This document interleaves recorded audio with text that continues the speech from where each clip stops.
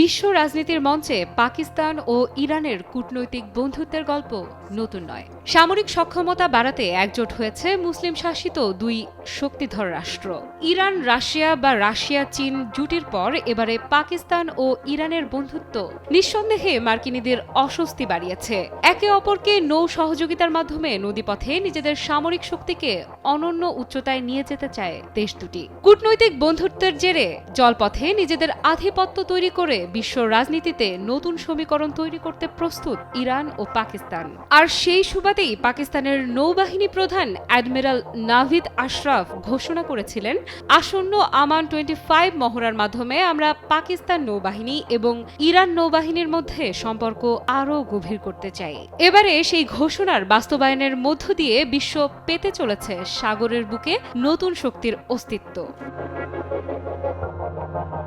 বন্ধুত্বের আহ্বানে সাড়া দিয়ে ইরানের নৌবাহিনীর কমান্ডার রিয়ার অ্যাডমিরাল শাহরাম ইরানি 8 ফেব্রুয়ারি সকালে আমান 25 আন্তর্জাতিক সামুদ্রিক মহড়ায় অংশ নিতে করাচি পৌঁছান।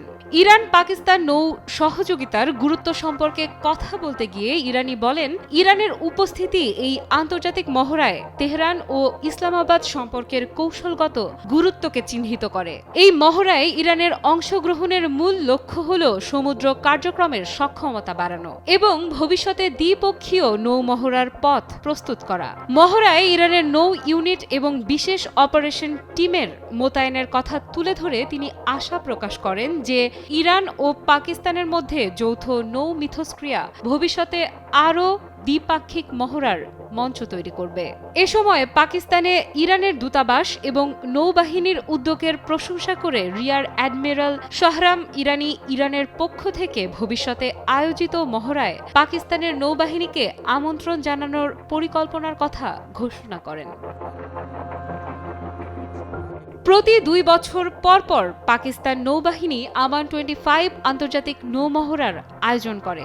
এর আগে ইরানের সশস্ত্র বাহিনীর প্রধান major general Mohammad Bagheri Pakistan সফরকালে এই মহড়ায় অংশগ্রহণের জন্য পাকিস্তানের পক্ষ থেকে ইরানকে আমন্ত্রণ জানায়। ইরানের সশস্ত্র বাহিনীর চিফ অব স্টাফ আমন্ত্রণ গ্রহণ করেন এবং ঘোষণা করেন যে ইরান আমান 25 আন্তর্জাতিক মহড়ায় অংশগ্রহণ করবে।